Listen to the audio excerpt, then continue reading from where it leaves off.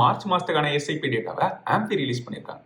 இதே மிஸ்டேக்கை தான் மறுபடியும் மியூச்சுவல் ஃபண்ட் இன்வெஸ்டர்ஸ் பண்றாங்க. அந்த டேட்டாவை புரிஞ்சுக்கிறதுக்கு ஒரு சிம்பிளான எக்ஸாம்பிள் எடுத்து, ஒரு நபர் மாசம் 10,000 ரூபாய்க்கு தங்கம் வாங்கணும்னு முடிவு பண்றாரு. என்ன விலையா இருந்தாலும் வாங்கலாம்னு யோசிக்கிறார். அவர் ஆரம்பிக்கும் போது 1 கிராம் தங்கத்தோட விலை 5,000 ரூபாய். அப்படின்னா அவரால் 2 கிராம் வாங்கிருக்க முடியும். அடுத்த மாசம் தங்கத்தோட விலை ஏறிடுது. இப்போ 10,000 ரூபாய்க்கு 2 கிராம் வாங்க முடியாது, கொஞ்சம் குறைவான குவான்டிட்டி தான் கிடைக்கும். மறுபடியும் விலை ஏறிடுது, இன்னும் குறைவான குவான்டிட்டி தான் கிடைக்கும். ஆனா அவருக்கு லாபமா தான் இருந்துட்டு இருக்கும். ஏன்னா இதை விட குறைவான விலையில முன்னாடியே வாங்கி வச்சிருக்கு. இப்போ அடுத்த மாசம் ஏறிட்டு இருந்த விலை திடீர்னு கொஞ்சமா குறைஞ்சிருக்கு. இப்போ ஒரு பெருசா வருத்தப்பட மாட்டாரு. ஏன்னா அவர் வாங்கின விலையை விட அதிகமான விலையில தான் இருக்கும், லாபத்தில் இருப்பார். அதுக்கடுத்த மாசம் மறுபடியும் விலை குறையுது. இந்த இடத்துல இன்னைய விலையை விட முன்னாடி அதிக விலை கொடுத்து வாங்கினதுனால நஷ்டத்துக்கே போயிடுவார். அதுக்கடுத்த மாசமும் மறுபடியும் விழுந்ததுன்னா இன்னும் அதிகமான நஷ்டம் வந்து இங்கதான் பதட்டம் ஆரம்பிக்கும். தொடர்ந்து விழுந்துட்டே இருக்கு, இன்னும் எவ்வளவு விழுன்னு தெரியல, மொத்தமா பாட்டமுக்கு போனவனே இன்வெஸ்ட் பண்ணலாம்னு சொல்லிட்டு இங்க ஸ்டாப் பண்ண முடியும். இதே விஷயம் தான் எஸ்ஐபிலுமே நடந்துட்டோம். ஜனவரி, பிப்ரவரி, மார்ச் இந்த 3 மாசமும் எஸ்ஐபி ஆரம்பிச்சவங்களை விட எஸ்ஐபி நிறுத்தினவங்களோட கவுண்ட் தான் அதிகமா இருக்கு. இதே நம்பர்ஸா பார்த்தாலும் இன்வெஸ்டட் வேல்யூலுமே அமௌண்ட் குறைஞ்சிட்டே வருது. லாஜிக்கலா பார்த்தா மார்க்கெட் நல்லா